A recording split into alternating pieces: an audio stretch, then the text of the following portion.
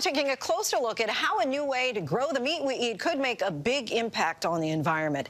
Americans ate an estimated 75 billion pounds of red meat and chicken last year.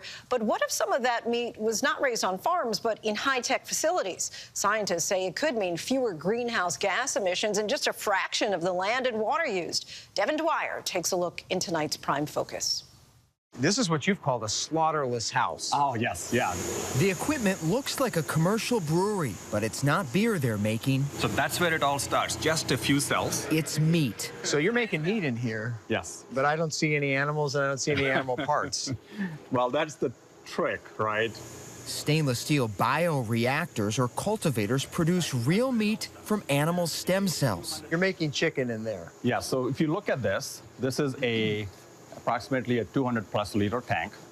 And we take cells from a chicken or an egg.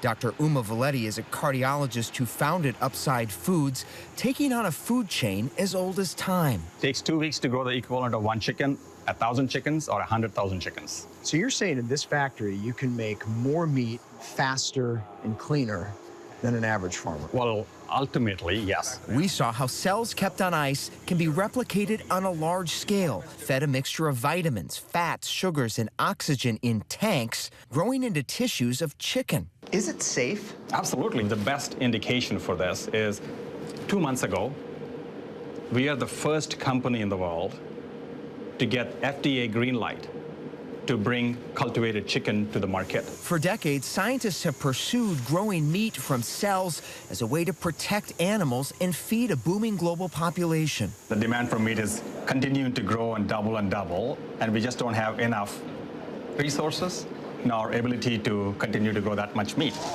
The environmental benefits could be even bigger. Animal farming requires vast amounts of land and water, and the animals, especially cows, are a major source of greenhouse gas emissions, 15% of the total worldwide. Farmed beef generally has some of the highest environmental impacts among most foods. So if that's your point of reference, almost anything, including cultivated meat, will look more sustainable by comparison. Rachel Santo at Johns Hopkins University says the potential is tantalizing. There's been a growing body of research showing that our dietary choices are a major contributor to climate change, and that by changing and shifting how we eat foods, we can help address climate change. That prospect has attracted top-tier investors like Bill Gates, Richard Branson, and Whole Foods founder John Mackey. President Biden signed an executive order this year requiring federal agencies to support cultivating alternative food sources. Federal regulators are now deciding how lab-grown meat must be labeled, the final step before public sale. Are we at a watershed moment? How big of a deal is the rise of cultivated meat? How are you going to make an impact in the environment if you cannot scale this at a reasonable cost? Some experts, like Ricardo San Martin at UC Berkeley's Alternative Meat Lab, say cultivated meat is no silver bullet. People love their meat. People love their meat. So this is the most complicated country to tackle the problem. Americans are among the world's top meat eaters, and enticing them to cut consumption has proven to be challenging. Cattle ranchers like Todd Wilkinson say there are major socioeconomic implications, too. What the cattle industry has done is become more efficient, and we've reduced our footprint across the U.S. considerably, but we produce more beef. Do you see cultivated meat as a threat to the cattle industry? I see it as a threat if it's mislabeled.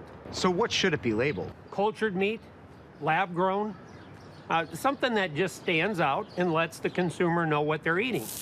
And while cultivated meat likely means a smaller carbon footprint, some experts say more study is needed. More research and just caution. I think that a lot of companies are going to use or present the best case scenarios. Cultivated meat could be part of the solution, but it's not necessarily the only solution. And then, will consumers even like the taste? Today we're cooking our upside chicken fillet, and we'll be serving that with a white wine butter sauce and pan-roasted vegetables. Can you smell it yet? I can smell it. It smells like chicken. And you have to slice it. It's not a plant-based piece. All right, my first bite of cultivated meat.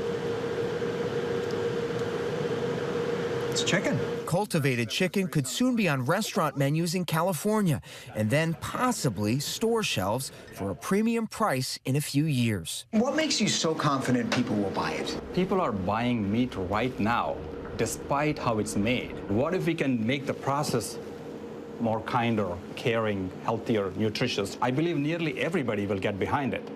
We'll see if he's right. Our thanks to Devin for that. Hi, everyone. George Stephanopoulos here. Thanks for checking out the ABC News YouTube channel. If you'd like to get more videos, show highlights, and watch live event coverage, click on the right over here to subscribe to our channel. And don't forget to download the ABC News app for breaking news alerts. Thanks for watching.